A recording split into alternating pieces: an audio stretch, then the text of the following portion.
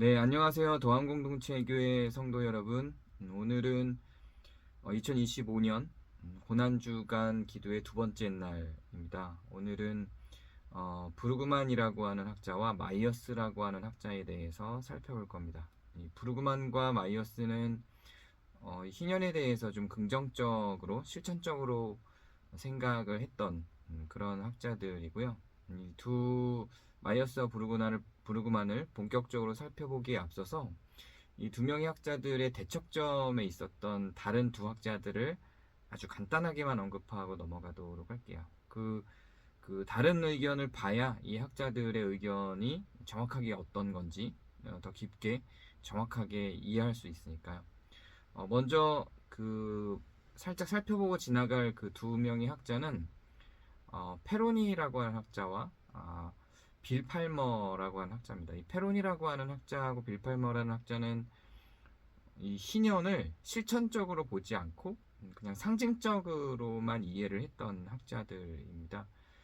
먼저 이 페로니라고 하는 학자는 희년은 상징적인 의미지 실제 역사적인 게 아니다, 이렇게 이해를 해요. 그러니까 실제로 역사적인 게 아니라 그 희년을 통해서 우리가 무엇을 봐야 하는지 하나님의 시선과 이런 영적인 그 하나님의 의도, 이런 걸 의미하는 거고 역사적 사건이 아니다. 그러니까 회복의 상징이다. 상징일 뿐이다. 희년을 너무 이 사회에 실천하려고 드는 건 오히려 좀 위험할 수 있다. 이런 입장에서 바라보는 학자입니다. 그리고 빌 파머라고 하는 학자는 상징적으로 본다기보다 영적으로 보는 학자인데요. 좀 논쟁이 좀 첨예하게 많이 되는 학자입니다. 그만큼 근거와 타당성을 갖고 희년은 영적일 뿐이다라는 주장을 하는데, 이 빌 파머가 그렇게 주장하는 거는 이런 거예요. 예수님께서 희년을 선포하러 오셨죠. 희년을 선포하러 왔는데, 그래서 처음에 사역을 시작하는 그 시점에서 예수님이 희년을 선포를 해요. 내가 가난한 자들에게 복음을 전하려고 왔다라고 선언을 하시고, 예수님이 실제로 제도를 바꾸신 게 아니란 말이죠.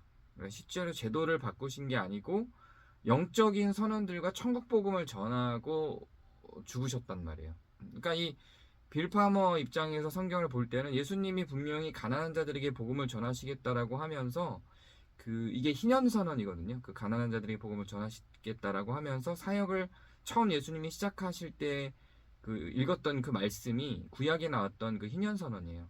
근데 그 희년 선언을 분명히 했는데, 그리고 나서 예수님이 정말로 이 제도를 개혁하고 혁명을 일으키고 이렇게 했으면 이 희년이 실천적인 게 맞다.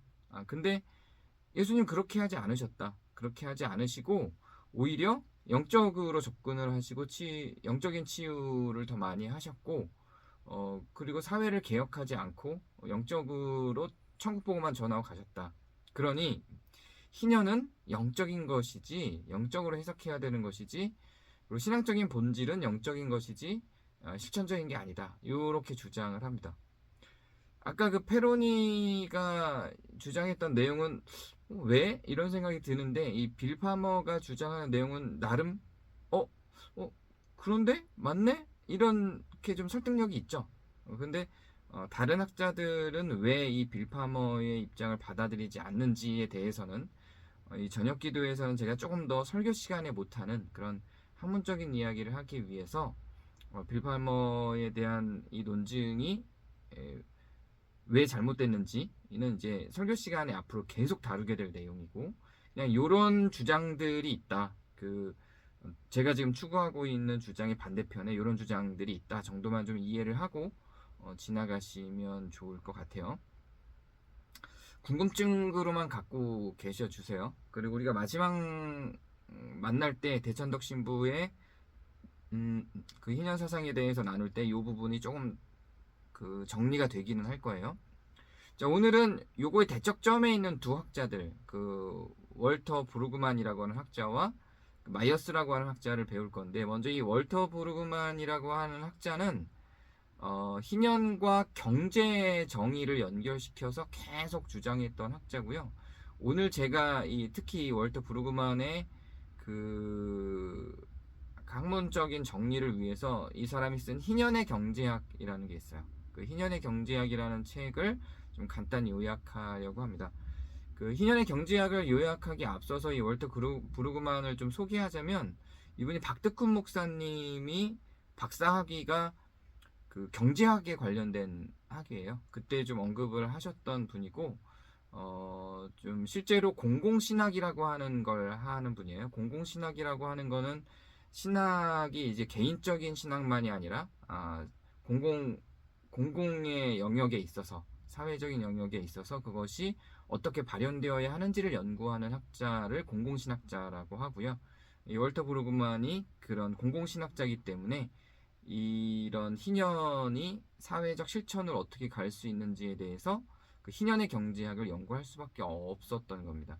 이 사람은 굉장히 유명한 학자예요. 이게 그 신학적으로서만이 아니라 실제로 경제학 분야에서도 상당히 인지도가 있는 학자입니다. 신학자인데도 불구하고 그래요. 왜냐하면 경제학을 많이 다루다 보니까.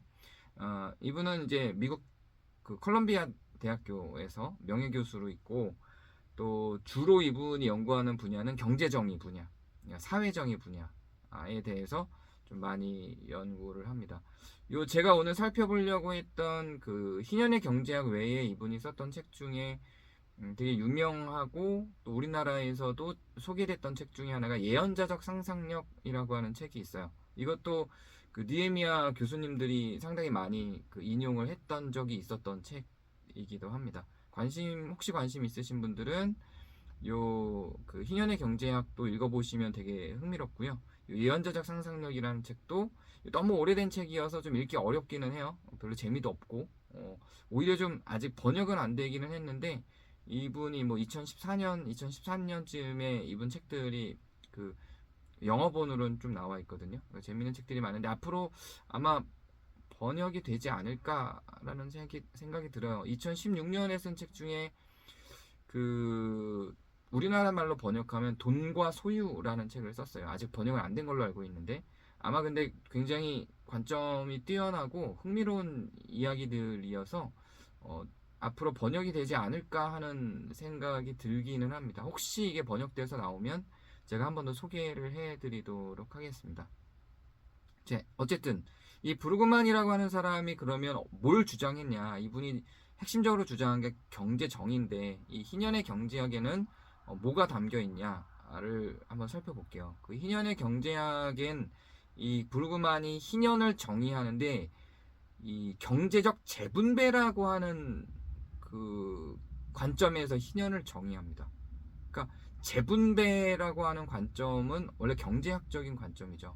그 이 사람은 분배와 재분배를 다루지 않고는 경제적 정의를 다룰 수가 없다라고 얘기해요. 그러면서 경제 체제 안에, 자유경제 체제 안에 있는 그 자본주의를 굉장히 많이 이제 비판을 합니다. 왜냐하면 분배에 대한 고민이 없죠. 자본주의는 특히 그 자유민주주의 체제 안에서 그 자유경쟁 속에서 진행하는 자유경제 체제는 경쟁 속에서 나오는 능력 있는 사람이 마치 전쟁을 치룬 뒤에 이 수확물을 가져가는 것처럼 그 승리의 어떤 그 증거로서 나타나 있는 그런 결과물을 가져가는 것처럼, 그렇게 아주 원시적인 방법으로 돌아가는 체제라는 거죠. 근데 실제로 사랑을 담아서 사람이 함께 살아갈 수 있는 사회로서의 분배적 개념, 그걸 또 분배를 했는데 불공정하게 됐을 때 그걸 다시 세팅을 해서 재분배하는 개념을 다루고 있지 않다는 거예요. 다루더라도 아주 미비하게 베푸는 방식으로만 다루지, 그래서 분배적 개념을 한번 세팅을 해놨기 때문에 그 세팅된 분배 안에서 거기에 동의하고 출발을 했다면 다 같이 그 공정한 게임을 하는 거다라고 하는 그 관점을 자본주의는 지금 갖고 있단 말이에요. 근데 이 브루그만 생각에는 그렇지 않은 거예요. 재분배가 이루어지지 않으면 시대는 변하고 사회는 변하고 사람도 변하고, 어떻게 이게 이 출발점 자체가 다른데 재분배가 이루어지지 않고는 이 공정한 경제는 아니다라고 보는 거죠. 여기에 이 공정한 경제로서의 재분배 개념을 가장 잘 접목시켜 끌고 나갈 수 있는 게 뭐냐면 바로 희년이다, 이렇게 보는 겁니다. 이 희년이 없는 상태, 즉 재분배가 없다는 건 희년이 없는 것과 같다고 보는데요. 이 희년이 없는 것, 재분배가 없는 상태에서의 자본주의는 결국은 탐욕과 과잉 소비를 만들 수밖에 없어요. 브루그만의 의견대로면. 왜냐하면 이 지금 자본주의 체제에서는 재분배가 없이 진행되는 자본주의 체제에서는 누군가는 너무 없고 누군가는 너무 많이 가진 체제를 만들 수밖에 없죠, 결과를. 그러니까 많이 가진 사람은 많이 가졌기 때문에 당연히 과잉 소비를 할 수밖에 없어요. 그럼 그 과잉 소비하는 거를 소비 못하는 사람들이 보면 무슨 생각이 들까요? 거기에 도달하고 싶어질 수밖에 없죠. 근데 내가 거기에 도달을 하려면 자본주의 체제를 유지해야 된다고 생각해요. 그러면서 뭐가 생기냐면 탐욕이 생기는 겁니다. 그래서 이런 탐욕과 과잉 소비의 악순환, 그 탐욕과 과잉 소비를 탐욕은 모든 사람들이 갖고 있고 그 위에 과잉 소비하는 몇 퍼센트, 상위 몇 퍼센트만이 있는데 대부분의 90%는 과잉 소비를 하는 그 상위 몇 퍼센트를 보고 탐욕을 갖고 그 탐욕이 이끌어내는 경제체제라는 거예요, 지금의 자본주의가.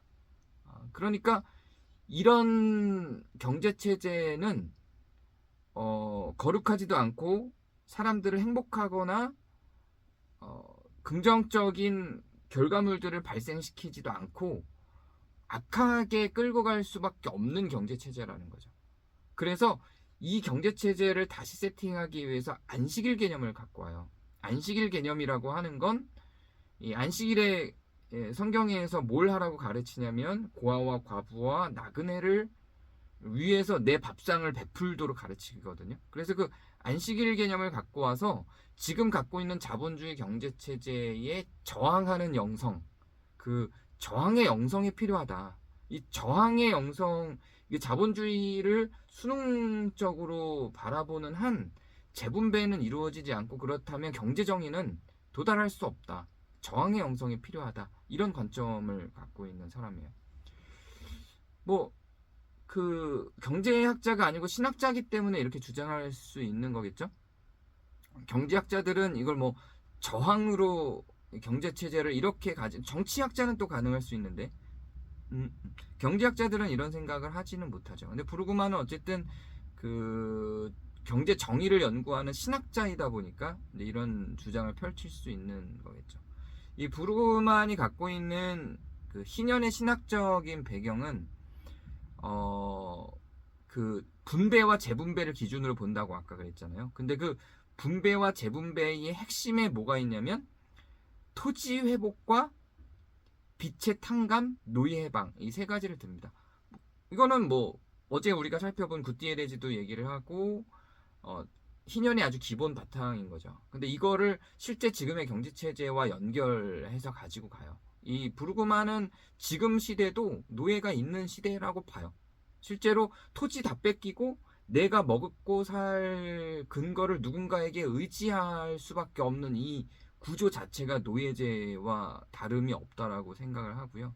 그 빚에 계속해서 엮여있는 그 삶이 노예가 아니고 뭐냐, 이런 입장을 펼쳐요. 그래서 토지를 모든 사람이 토지를 갖던지, 그래서 토지 없는 사람이 없던지, 아니면 아무도 토지를 갖지 못하든지 이런 상태가 되어야 한다고 보는 거고, 그리고 빛의 굴레 속으로 들어가면 그 빛이 탕감되지 않은 상태에서는 그 빛을 갚아나가기 위해서 모든 에너지가 쓰이기 때문에 그 빛이 있는 한은 그건 노예와 같기 때문에 빛의 탕감을 통해서 재분배가 이루어지는 구조가 만들어지지 않는 한 경제정의는 없다. 이런 입장을 취하는 겁니다.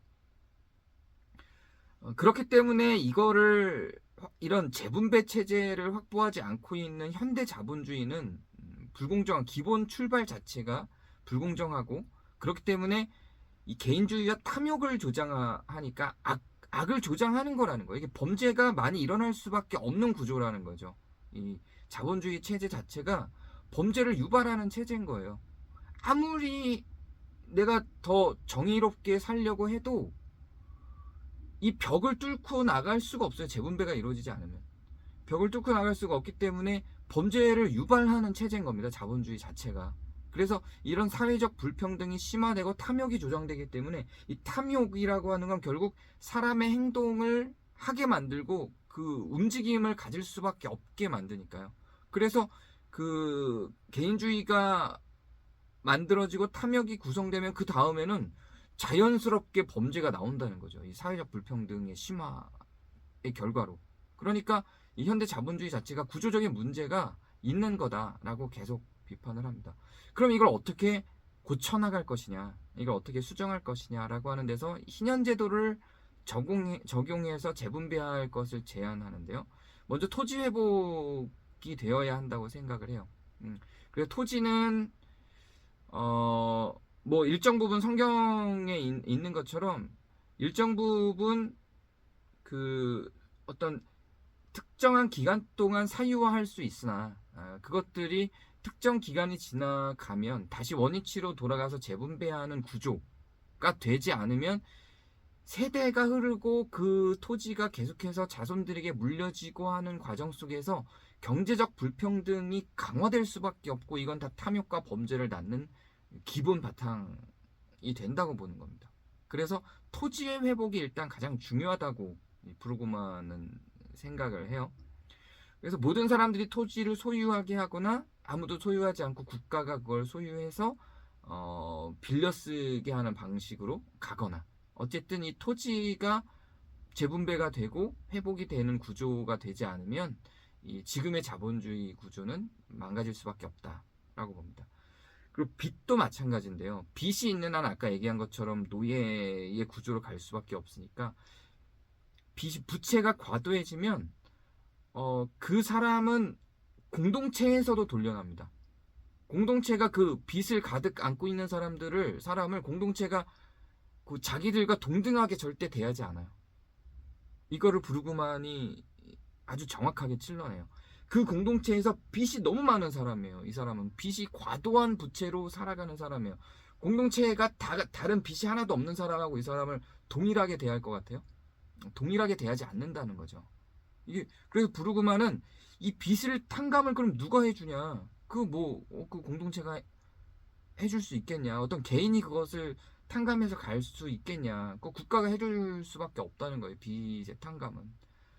그래서 이 빚의 탕감이 당연히 법제화가 되고 경제적인 원리 속에 들어가야 된다고 보는 거죠. 이건 빚의 탕감이 있지 않으면 이거는 개인과 공동체를 깨고 인격적으로 사람이 설 수 없는 조건으로 만든다는 거예요.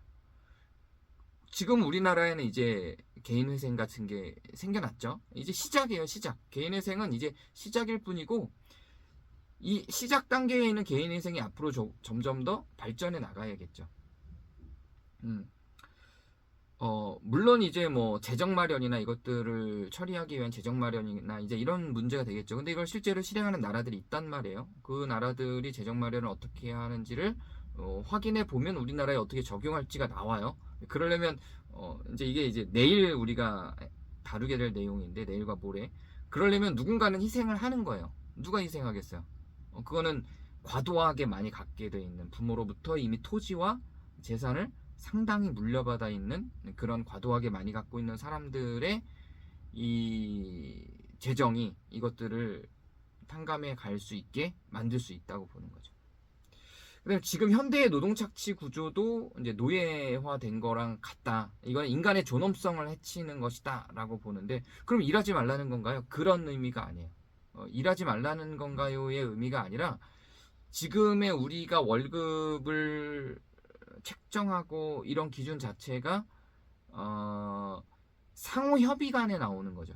그러니까 나는 지금 당장 100만 원이 필요해요. 그러면 100만 원 준다 그러면 내가 300만 원, 400만 원어치 노동력을 발휘해도 나는 100만 원이 필요하기 때문에 100만 원만 준다고 해도 일할 수밖에 없는 구조.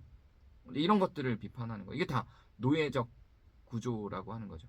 여기에서 이런 노동 착취 구조를 해체하고 핵심은 뭐냐면 경제 재분배가 아니에요. 이 브루그만의 핵심은 이런 게 결국 인간의 존엄성을 회복하는 거다라고 봐요. 그래서 희년이라고 하는 제도가 이렇게 경제 구조 속으로 들어가는 건 결국 인간의 존엄성을 회복하는 거다의 입장으로 갑니다.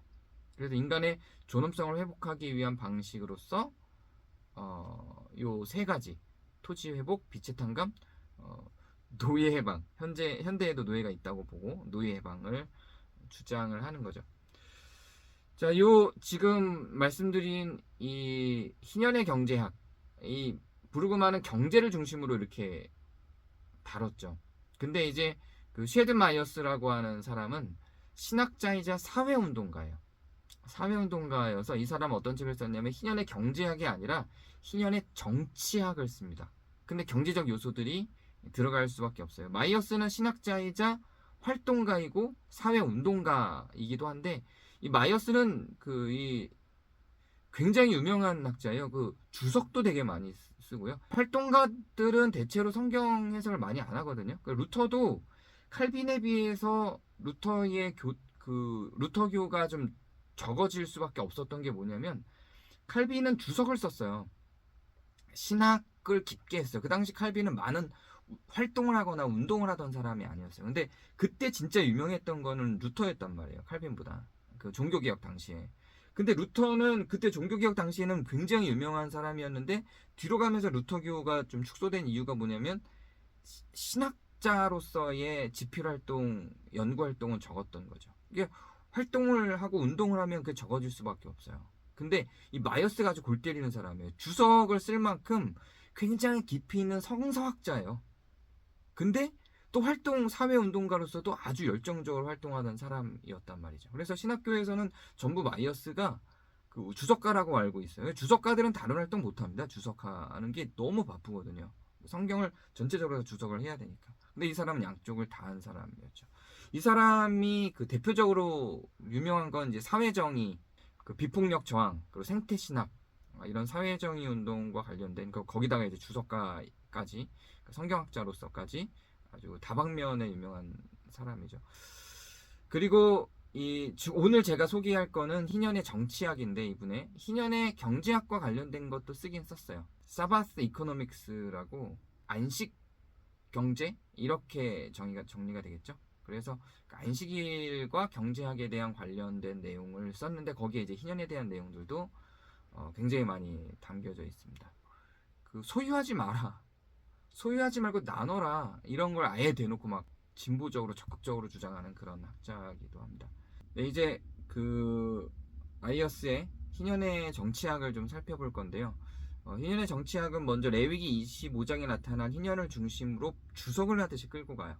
그래서 아까 그 브루그만 같은 경우는 학문적으로 접근을 했다면 이 마이어스는 주석을 했던 사람이기 때문에 이제 그걸 살려서 주석을 하면서 끌고 갑니다. 그래서 그 25장에 나타난 희년 제도 그 안에 있는 그 토지 문제, 그러니까 노예 문제, 또 빚에 대한 문제, 재정 분배에 대한 문제, 이런 것들을 하나하나 주석을 달면서 그게 지금 시대에 어떻게 실현되어야 하는지, 어떤 것이 공평과 정의인지를 하나하나 정리를 해나갑니다.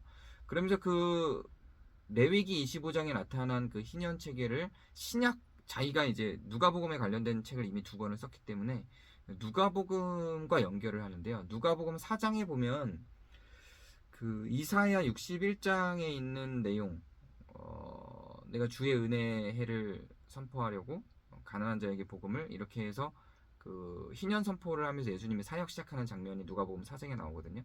그 부분을 또 주석하면서 희년의 내용들을 끌고 갑니다. 그러니까 브루그만이 좀 학문적으로 접근했다면 이 마이어스는 아주 성경적으로 접근해서 시작을 해요. 그래서 어떤 결론을 끌고 가냐면 안식일 경제학에 대한 책을, 아까 사바스 이코노믹스라는 책을 썼다 그랬죠. 그 내용이 여기에도, 이 책에도 조금 담기는데, 그 희년의 정신이 현대 사회에 적용되기 위해서는 안식일을 이해해야 한다라고 봐요. 그래서 제가 지금 계속 안식을 다루고 그 다음에 안식일을 다루려고 하는 이유가 이 마이어스 연구 때문에 그래요.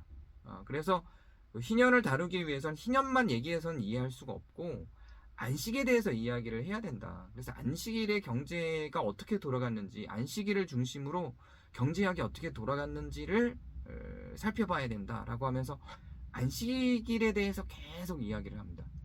그 안식일은, 그러면 마이어스가 얘기하는 안식일은 뭘까요? 마이어스에게 있어서 안식일은 그대로 분배예요.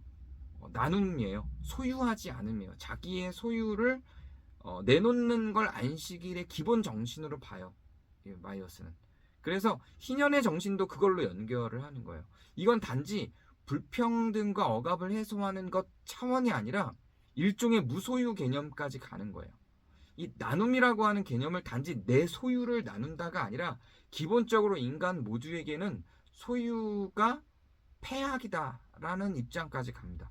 그래서 이 소유욕과 소유하고자 하는 목적으로 사는 그 모든 삶의 그 악함을 지적을 해요. 그리고 그 악함을 토대로 소유하고 내 것을 갖고자 하는 그 악함을 토대로 구성된 경제, 그거를 더 강조하고 그것을 더 추구하게 만드는, 그 탐욕을 구성하게 만드는, 그 소유를 강화하게 만드는 이 지금의 경제 체제가 인간을 더 피폐하게 만든다는 거죠. 오히려 나는 소유하지 않아도 괜찮은 사람일 때, 내가 소유에 목매지 않는 사람일 때 더 안식 가운데 누릴 수 있게 되고, 그렇게 됐을 때 이 경제도 더 원활하게 돌아갈 수 있다고 보는 거예요. 그래서 이런 마이어스의 희년 정신은 그 현대 사회를 살아가는 사람들 입장에서는 너무 이상적이죠. 너무 이상적이어서 어떻게 그게 실천 가능한가, 이런 생각을 갖게 되죠. 근데 이것들이 얼마나 실천 가능한지를 하나하나 정의해 나가고 증명해 나가는데요. 이게 실천 가능하려면 개인에게 어떤 그런 책임을 물리거나 경제학에 물려서만은 답이 없다고 봐요, 마이어스는. 이거는 정치적인 문제라고 봅니다. 그래서 정치하고 인간의 탐욕과 인간의 존엄과 인간의 안락함과 행복과 이거는 뗄 수 없는 관계 속에 있고, 이분법적으로 정치하고 인간의 그런 행복을 분리시켜서 인간의 행복은 인간의 문제로 보고 정치는 정치의 문제로 본 그 구조, 인간의 욕심과 생각과 감정과 이런 탐욕과 욕구와 이런 것들과 정치와 분리해낸 그 구조 자체를 비판합니다. 그래서 인간의 그런 욕구를 조장하는 건 당연히 정치에서 오는 것이고, 그런 부의 재분배, 토지정의 실현, 비탄감 운동, 공동체 정신 그 중심의 어떤 그런 그 서로를 존중할 수 있는 그런 분위기, 이런 것들이 다 그런 공동체 중심의 경제활동, 서로 돕고 사는 그런 사회, 이런 것들이 다 정치적 문제라고 보는 거예요. 그래서 정치가 여기에 접목이 돼서 정치로서 그것들을 연결해서 끌고 가지 않으면 이런 것들은 해결 불가능하다라고 보는 게 마이어스의 생각입니다. 그러니까 처음에는 우리가 이게 마이어스가 이거를 끌고 갈 때를 보면 너무 이상적인데 이런 생각이 들어요. 이거 너무 이상적인데? 그래서 소유도 하지 말고 소유하지 않아도 괜찮은 사회, 그런 게 가능할까? 그렇게 살면 나만 손해인데? 내가 소유하지 않고 살기로 생각을 하고 끌고 가면 다른 사람들은 다 소유하려고 다 그 소유를 위해서 목적으로 살 건데, 나는 그러면 소유하지 않겠다고 하면 그냥 수도승이 되는 건가? 그럼 수도승이 되어야 행복한 건가? 이런 생각이 들게 하죠. 근데 그렇지 않다는 거죠. 이제 마이어스의 생각은, 마이어스의 주장은 그거를 정치가 체계화를 그렇게 해놨기 때문에 사람들이 이미 탐욕이 없으면 살아갈 수 없는 정치적 체계니까. 그러니까 모든 사람들이 다 그 탐욕을 기본 바탕으로 하고 그 탐욕이 없으면 살아갈 수 없는 체제가 만들어졌기 때문에 그렇다는 거예요. 그래서 내가 탐욕이 없이 살아도 죽지 않아. 탐욕이 없이 살아도 내가 살아갈 수 있는 사회 속이면 오히려 훨씬 더 인간다운 삶을 살 수 있고, 그리고 불평등과 억압이 해소가 되고, 그 안에선 더 창의적이고 더 생산적인 내용들, 다른 측면에서의 생산적인 내용과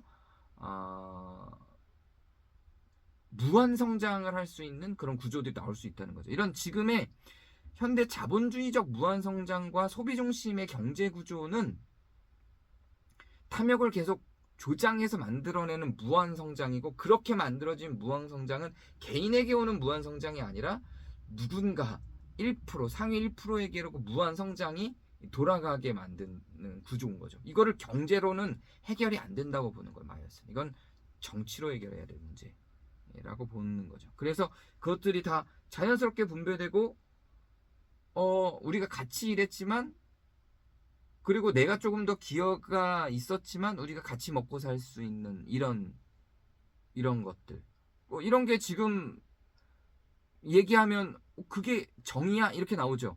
같이 일했는데 내가 조금 더 노력을 했으면, 내가 성과가 많으면 내가 더 많이 가져가야지 라고 하는 이 발상 자체가 이미 지금의 자본주의적인, 그리고 이런 이 자본주의를 토대로 만들어진 이 정치 체제 안에서 나온 거죠. 그래서 이미 이 구조 안에서 포로가 된 거예요. 다. 이 구조 안에서 다 포로가 됐고, 그래서 이 구조 안에서 다 자유가 없어졌어요. 그리고 이 구조 안에서 전부 억눌려져 있어요. 이걸 해방시킬 수 있는 건 희년 사상, 희년 가치, 희년 제도를 정치적으로 끌고 가는 것밖에 없다라고 보는 겁니다. 조금 이제 오늘 본 학자들은 그 브루그만도 그렇고 마이어스도 그렇고 조금 너무 저돌적이야 이렇게 생각이 들 수 있을 만한 학자들이죠. 내일은 조금 더 부드러운 사람들이 나와요. 내일은 조금 더 부드러운 사람들이 나오는데, 근데 이 마이어스도 브루그만도 아예 이상하거나 없는 얘기가 아니에요. 실제로 이게 우리나라 사람들한테는 이 얘기하면 뭐야, 공산주의야? 이러고 이게 가능해? 이러지만, 지금 이 마이어스가 얘기한 정도는 아니더라도, 브루그만이 얘기한 정도는 아니더라도 그 근사치가 는 정치체제가 분명히 있단 말이죠. 그리고 그걸 실현하는 나라들이 분명히 있단 말이에요. 그리고 그게 불가능하지 않고 100% 이렇게 마이어스의 주장만큼 안 가더라도 어떤 그 비슷한 개념으로 상당히 억압을 해소하고 있는 정치들이 존재한단 말이죠.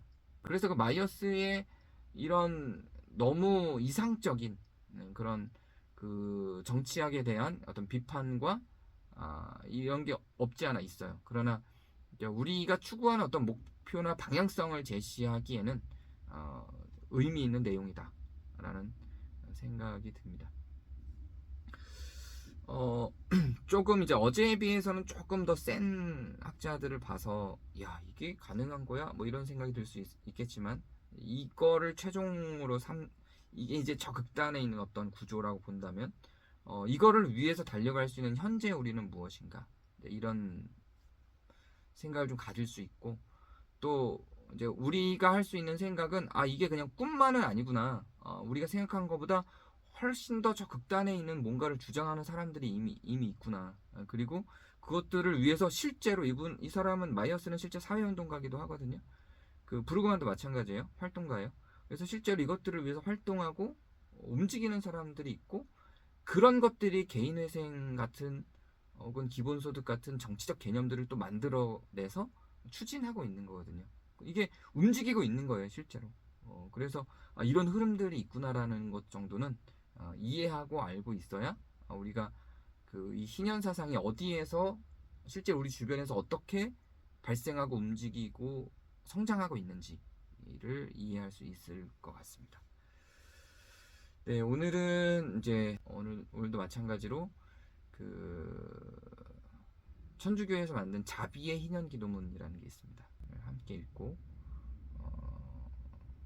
같은 마음으로, 기도하는 마음으로 또 하루를 보내셨으면 좋겠습니다. 제가 기도하겠습니다. 주 예수 그리스도님, 예수님께서는 우리에게 하늘에 계신 아버지처럼 자비로우라고 가르치시고, 당신을 보는 이들은 하나님을 보는 것이라고 말씀하셨습니다. 저희에게 당신 얼굴을 보여주시면 저희는 구원을 얻게 될 것입니다. 당신의 사랑에 담긴 눈길은 돈의 노예였던 삭개오와 마태를 자유롭게 하셨고, 오직 세상 피조물에서 행복을 찾던 가늠한 여인과 막달라도 자유롭게 하셨으며, 주님을 배반한 베드로는 눈물 짓게 하셨습니다. 또 회개하는 도둑에게 천국을 약속하셨습니다. 당신께서 사마리아 여인에게 하셨던 내가 하나님의 선물을 안다면 너는 보이지 않는 아버지의 보이는 얼굴이 되고 무엇보다 용서와 자비로서 권능을 드러내시는 하나님이 얼굴이 된다고 하신 말씀을 저희 모두에게 들려주옵소서. 교회가 세상에서 부활하고 영광스럽게 되신 주님 안에서 당신의 보이는 얼굴이 되게 해주소서. 예수님은 무시당하고 무지한 이들에게 동정을 느낄 수 있도록 당신의 사도들이 약함의 옷을 입기를 원하셨습니다. 당신의 사도들에게 다가가는 모든 이들이 존중과 사랑, 하나님의 용서를 받게 해주소서. 성령을 보내주셔서 모든 일을 성령의 기름 부음으로 축복해 주소서. 그리하여 자비의 희년이 주님으로부터 은총을 받는 해가 되게 하소서. 또한 당신의 교회로 하여금 세워진 열정으로 가난한 이들에게 기쁜 소식을 전하고 갇히고 억압받는 이들에게 자유를 선포하게 하시며 눈먼 이들에게 빛을 찾게 하소서. 예수님께서는 성부 아버지와 성령과 함께 영원히 살아계시며 다스리시나이다.